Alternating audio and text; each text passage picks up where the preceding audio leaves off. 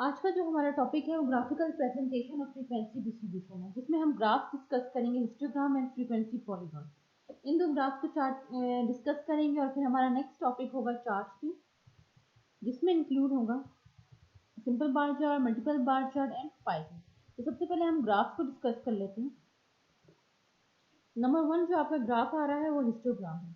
Histogram is a visual representation of the distribution of the numerical data. It was first introduced by Carl Pearson. It is similar to a vertical bar graph. However, a histogram, unlike a vertical bar graph, shows no gap between the bar graph. Histogram आप क्यों use करते हैं? Histogram is used for visual representation of the numerical data. जब आपने numerical data की अपनी visual representation करनी होती है, तो आप histogram को यूज करते हैं।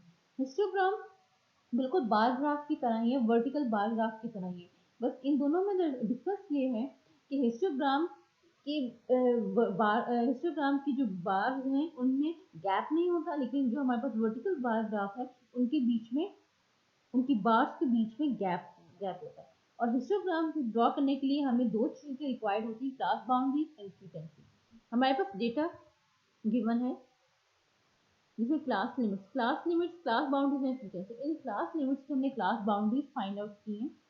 क्लास लिमिट्स की क्लास बाउंड्री कैसे फाइंड की? 33 minus 32.9 equal to 1 divided by 2 आपने किया, और 33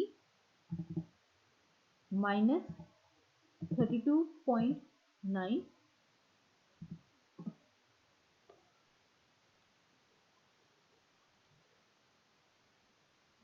क्लास बाउंड्री फाइंड करने के लिए 33 माइनस 32.9 डिवाइडेड बाई 2। तो 33 माइनस 32.9 आपने किया तो 0.1 डिवाइडेड बाई 2। इसका आंसर आ रहा है 0.05। 0.05 को आप 30 में से सब्ट्रैक्ट करेंगे तो आपके पास आएगा 29.95, और 32.9 यानी कि अपर लिमिट में आप ऐड करेंगे 32.9।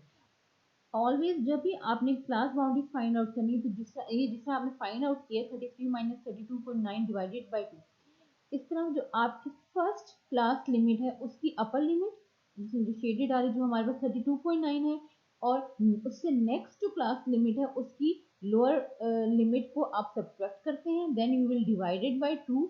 तो जो आपका आंसर आता है अब उसको फर्स्ट लिमिट्स होती है, लोअर लिमिट जिन्हें हम कहते हैं, हर क्लास लिमिट की जो फर्स्ट लिमिट है उसको हम लोअर लिमिट कहते हैं, जैसे 30, 33, 36, 39, 42, these are the lower limits. इसी तरह 32.9, 35.9, 38.9, 41.9 एंड 44.9 ये अपर लिमिट्स हैं। तो आप लोअर लिमिट्स में से सब्ट्रैक्ट करते हैं एंड अपर लिमिट में आप एड अप करते हैं। और इस तरह हमने क्लास बाउंड्रीज फाइंड आउट की। और क्लास बाउंड्रीज चेक करने के लिए कि आपकी क्लास बाउंड्रीज सही ठीक आपने फाइंड आउट की है कि नहीं की, उसके लिए एक वे ये है कि जो फर्स्ट है आपकी क्लास बाउंड्री उसकी अपर लिमिट और उससे नेक्स्ट जो होगी क्लास बाउंड्री उसकी लोअर लिमिट दोनों सेम होनी चाहिए। जैसे यहाँ पे हमारे पास 32.95 फर्स्ट की और अपर लिमिट, और उससे नेक्स्ट की लोअर लिमिट 32.95 सेम है।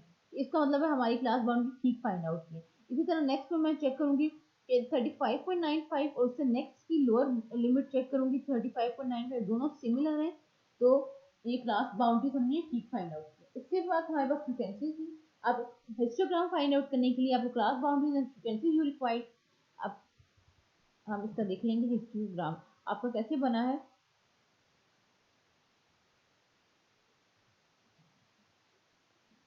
हिस्टोग्राम फाइंड हुआ कि वाई एक्सिस पे आपने फ्रीक्वेंसीज ले ली और एक्स एक्सिस में आपने क्लास बाउंड्रीज ले ली।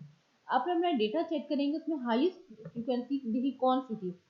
हाईएस्ट फ्रीक्वेंसी आपके पास 14 आ रही है, तो इसका मतलब आप 14 के अकॉर्डिंग अपना स्केल जो है वो सेट कर लेंगे वाई एक्सिस पे। जब 14 है तो मैं 0 टू 2 का गैप ले लूँगी, 2 4 6 8 इस तरह से। आप 4 4 का गैप भी ले सकते हैं, लेकिन फिर वो 2 स्किप हो रहा है तो मुझे 2 ज़्यादा सुटेबल लगा तो मैंने 2 का डिफरेंस किया वाई एक्सिस पे। इसी तरह क्लास बाउंड्रीज मैंने ली। अब आप क्या करेंगे देखेंगे क्लास बाउंड्री में आप 29.95 टू 32.95 2 है, तो आप वाई एक्सिस पे करेंगे अपना और वहां पे 2 पे लाइन लगा लेंगे। उसके बाद नेक्स्ट है 32.95 टू 35.95, तो उसी तरह देखिए बीच साथ ही ज्वाइन हो रही है, बीच में कोई गैप नहीं आ रहा। तो 32.95 टू 35.95 में आप बनाएंगे और आपका 4 आ जाएगा इस तरह से 2 वर्टिकल लाइंस लगाएंगे और फिर ज्वाइन करके।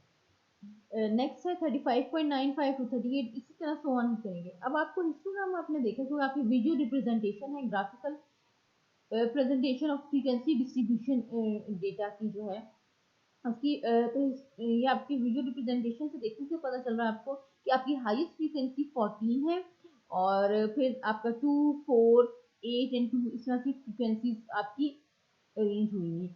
हाईएस्ट आपकी 35.95 टू 38.95, तो आप जल्दी अगर आप असेस कर सकते हैं अपनी ग्राफिकल के थ्रू आप जल्दी असेस कर सकते हैं। यहाँ पे हमारे पास डिफरेंट हिस्टोग्राम शेप्स हैं जो बता रही हैं J shape, skew to right, normal, skew to left, bimodal, uniform और रेक्टेंगुलर। अब हम हमारा इसको देखते हुए हम देखें अगर तो हमारे ऊपर जो शेप देखें क्या बनी हुई है। यहाँ से हमें लग रहा है कि हमारा जो डेटा है वो राइट टू राइट साइड पे स्क्यूड ज्यादा है हमारी। ये हमारा राइटली स्क्यूड डेटा क्योंकि उस तरफ ज्यादा डेटा स्लोप जा रही है। हमारा जो हिस्टोग्राम है वो है राइटली स्क्यूड। ठीक है, स्क्यू टू राइट यानी कि राइटली स्क्यूड आपके पास कब होगा, तो आपकी राइट साइड पे ऑब्जर्वेशन ज्यादा होंगी। नॉर्मल या सिमेट्रिकल डेटा आपका कब होगा, जब दोनों तरफ आपकी बैलेंस डेटा होगा, यानी कि अगर एक तरफ 2 एंड 4 है तो और उसकी नेक्स्ट तरफ भी 2 एंड 4 ही होनी चाहिए। तो देखिए आपको बिल्कुल जब नॉर्मल में पता चल रहा होगा फर्स्ट 3 और यहाँ से लास्ट 3 बिल्कुल सेम और एक बीच में है जिसपे आप फोल्ड करें। सिमेट्रिकल का मतलब यही होता है एग्जैक्टली सेम, आप उसको एक को दूसरे के ऊपर फोल्ड करें तो आपको पता ना चले कि कौन आपने फोल्ड किया और बिल्कुल एग्जैक्टली उसके ऊपर हो गए। वो normal, symmetrical, mean, median and mode आपके तीनों एक ही पॉइंट पे। Due to the left data में होता है आपके पास जब आपकी लेफ्ट साइड पे ऑब्जर्वेशन ज्यादा होते हैं। ये हमारे पास डिफरेंट टाइप की हिस्टोग्राम शेप्स आ रही हैं। जे शेप आपके पास ऑब्जर्वेशन है जिसमें आपकी देखिए ग्रेजुअली डिक्रीज कर रही है, आपकी ऑब्जर्वेशन ग्रेजुअली डिक्रीज कर रही हो तो उसे हम जे शेप कहते हैं। यूनिफॉर्म या रेक्टेंगुलर में है कि सब की सब एक ही है। अगर फ्रीक्वेंसी सबकी फ्रीक्वेंसी 2 आ रही है तो इट मीन्स कि यूनिफॉर्म या रेक्टेंगुलर यानी कि सेम आपका डेटा होता है। सेम आपकी ऑब्जर्वेशन एक ही ऑब्जर्वेशन जो है वो मूव कर। यूनिफॉर्म मीन्स कि कोई वेरिएशन नहीं है उसमें, यूनिफॉर्म है, वेरिएबिलिटी नहीं है उसमें। नेक्स्ट हमारे पास ग्राफ है वो फ्रीक्वेंसी पॉलीगॉन है। Frequency polygons are a graphical device for understanding the shape of the distribution. Frequency polygon आप एक ग्राफिकल है आपकी जिसको आप अंडरस्टैंड करनी होगी आपने डिस्ट्रीब्यूशन ऑफ द शेप। इसके लिए आपको क्या रिक्वायर्ड होता है, you required mid point and frequency. Histogram draw करने के लिए आपको चाहिए एक क्लास बाउंड्रीज एंड फ्रीक्वेंसी, और फ्रीक्वेंसी पॉलीगॉन को ड्रॉ करने के लिए चाहिए you will need mid point and frequency. Class limit उसी तरह उसी डेटा का हमने मिड पॉइंट फाइंड आउट किया। मिड पॉइंट कैसे फाइंड आउट करते हैं, 30 प्लस 32.9 यानी कि lower limit plus upper limit divided by 2 you will get a mid point. ठीक है, फिर 33 plus 35.9 divided by 2 34.45, 36 plus 38.9 is equal to 37.45, 39 plus 41.9 is equal to 40.45, 42 plus 44.9 is equal to 43.45। इनकी frequencies हैं आपको गिवन 2, 4, 14, 8 एंड 2। अब हम इसका frequency polygon का ये ग्राफ है हमें इस तरह से बनेगा आपका। आप वाई एक्सिस में आपकी फ्रीक्वेंसीज होंगी और एक्स एक्सिस में आप मिड पॉइंट अपना करेंगे। अब हमने इसमें मिड पॉइंट किया और फिर 10, 20, 10, 10 का जो गैप है हमने एक्स एक्सिस पे दिया और वाई एक्सिस पे 2 का गैप दिया। वैल्यूज को हमने देखा अपनी वैल्यूज की। अब ये वाली वैल्यू जो हमें हाईएस्ट 14 बता रही है, ये बता रही है कि 30 to 40 के बीच में है। हम देखेंगे हमारी कौन सी है वैल्यू, यानी कि 37.45।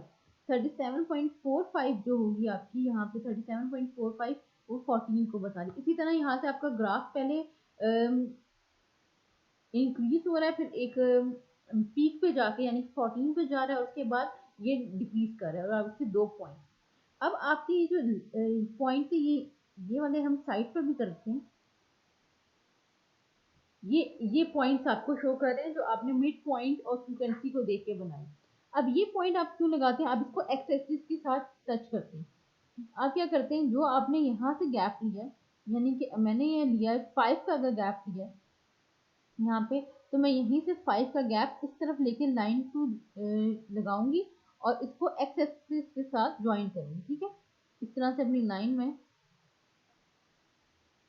लगाऊंगी। इस तरह अगर आपने स्टार्ट में 5 का गैप लिया तो फिर लास्ट में भी लाइन जो एक्स एक्सिस को टच करेगी उसका 5 को ही गैप लेना चाहिए।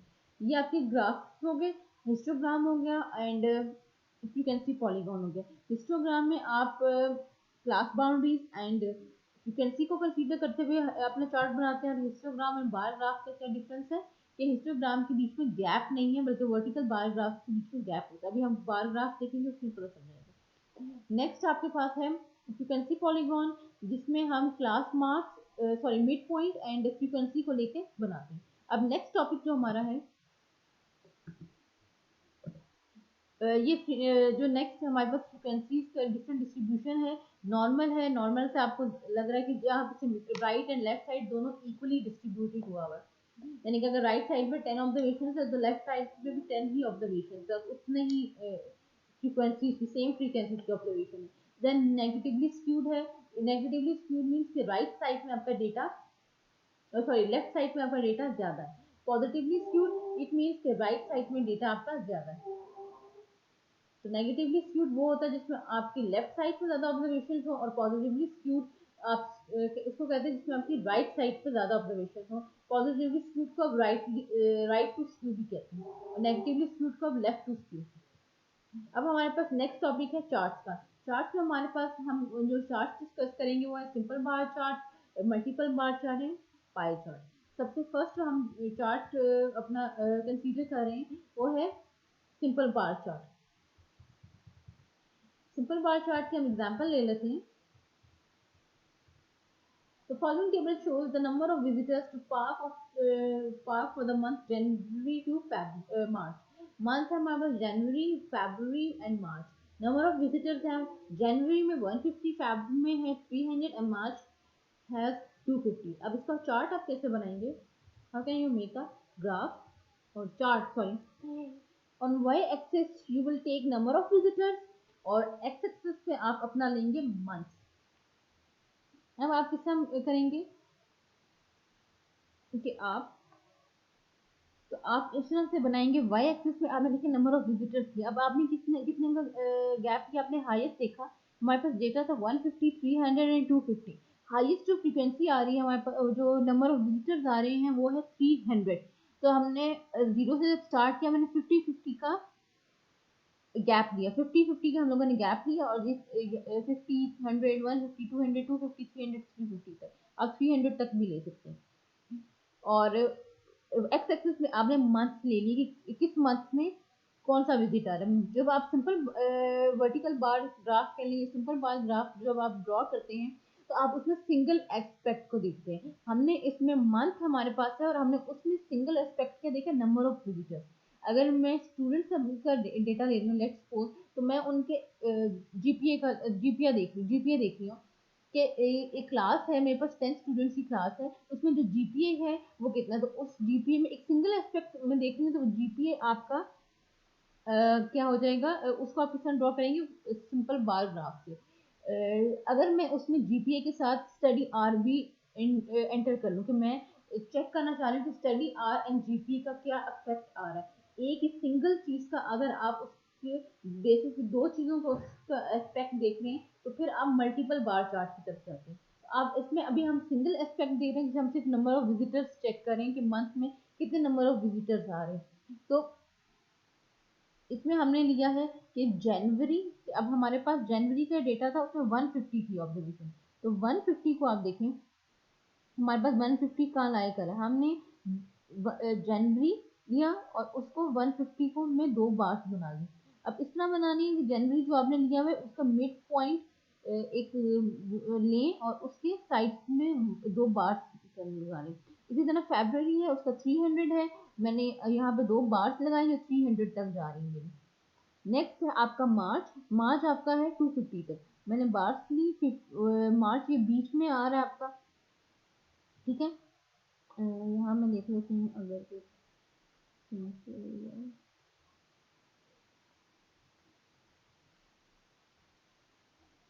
मार्च को आपने मिड मिडी और साइड पे आपने 2 वर्टिकल बार की और ऊपर से ज्वाइन कर लिया। तो आप जब सिंपल बार चार्ट बनाते हैं तो आप सिंगल एस्पेक्ट को देखते हैं।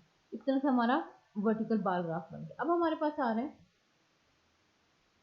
Multiple bar chart. Multiple bar chart क्या है? It is used to compare Multiple bar chart is used to compare two or more data sets of data in a single graph. अब multiple bar chart में क्या करेंगे? आपने single जो data है कि देखिए मल्टीपल बार चार्ट में आपने जो है सिंगल डेटा के 2 एस्पेक्ट्स चेक करने। जैसे मैंने कहा स्टूडेंट्स का मैं अगर सिर्फ चेक कर रही हूँ कि जीपीए क्या है तो वो मेरा वर्टिकल बार ग्राफ के साथ सिंपल बार ग्राफ को मैं लूंगी।